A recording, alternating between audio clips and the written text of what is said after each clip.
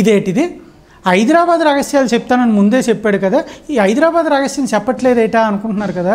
మరి ఆ భాగ్యనగరంలో కూడా అబ్బో బోల్డ్ అని రహస్యాలు ఉన్నాయండి. భాగ్యనగరం రహస్యం ఇంకోటి తెలుసుకున్నా. మరి హైదరాబాద్లో ఉండే ప్రతి ఒక్కరికి మౌలాలి గుట్ట గురించి తెలుసు కదా. వసా మాకెందుకు తెలియదు, అల్లంత దూరంలో గుట్ట కనిపిస్తుంది, దాని మీద ఓ మసీద్ కనపడుతుంది, ప్రతి శుక్రవారం జనాలు వెళ్తారు, నమాజ్ చేసుకుని వస్తారు. ఈ విషయం తెలియదేటి. అక్కడున్న కమాన్ చాలా పాత కమాను, దాని కింద నుంచి బస్సులు వెళ్ళిపోతే ఆ కమాను పాడైపోతుందని ఆ బస్సులను కూడా ఆపేసి అడ్డంగా ఒక గేట్ కట్టేశారు అని ఇది ఎవరైనా చిన్న పిల్లడు కూడా చెప్తారు. కానీ అసలు ఆ గుట్ట ఎందుకు వచ్చింది, దాని మీదకి ఆ మసీద్ ఎలాగొచ్చింది, ఆ పక్కనే కొన్ని మండపాలు ఉంది, ఓ ఇల్లు ఉంది, మెట్లు బాగుంది, బోల్డ్ అంత తల ఉంది, బొచ్చుడు పార్క్ ఉంది, ఇవన్నీ ఓ మసీద్ చుట్టూ ఎందుకు ఉంటాయని ఎవరైనా ఆలోచించారా? నేను ఆలోచించాను. ఆ రహస్యం ఏంటి ఇప్పుడు మీకు చెప్తాను. ఇప్పుడు ఈ మౌలాలి గుట్ట గోల్కొండ తానీసాల టైం నుంచి ఉందంట.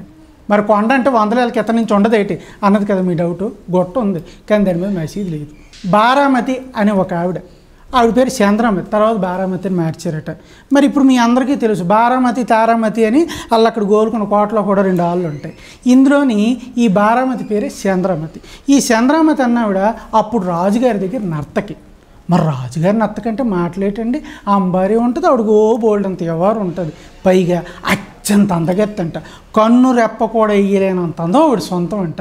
మరి అంత అందగత్తి రాజుగారి నర్తకి. ఇంకా కాంతి ఏముందండి, రాజు తలుచుకుంటే దెబ్బలకు కరవ, ఆవిడకు రాజు భాగాలు ఉండేవట. కానీ ఈవిడ అందము నాట్యంతో పాటు అబ్బో బాగా చదువుకుందట, బాగా తెలివైందట. ఇప్పుడు దానికి మౌలాలి గుట్లకి రహస్యం ఏంటని కదా మీరు అనుకుంటున్నారు.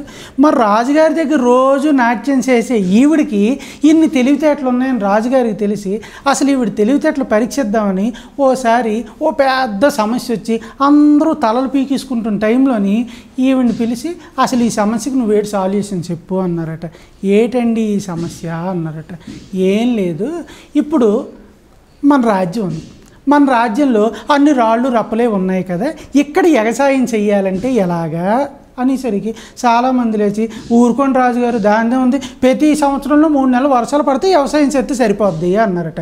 కానీ ఈవిడ ఒక్కరితి లేచి వ్యవసాయం చేయాలంటే ముందుగా కావాల్సింది నీళ్ళండి, మరి ఆ నీళ్ళు కావాలంటే చెరువులు తవ్వించాలి, సంవత్సరానికి 3 నెలలు వర్షాలు పడుతున్నాయి, మిగతా 9 నెలలు సొక్క నీరు కూడా కురవట్లేదు కదా, ఈ భూమిలోకి వెళ్ళి నీరుని మనం చెరువుల ద్వారా బయటికి తీసుకొస్తే 365 రోజులు వ్యవసాయానికి సరిపోద్ది, అందుకు చెరువులు తవ్వించండి అని సలహా ఇచ్చిందట.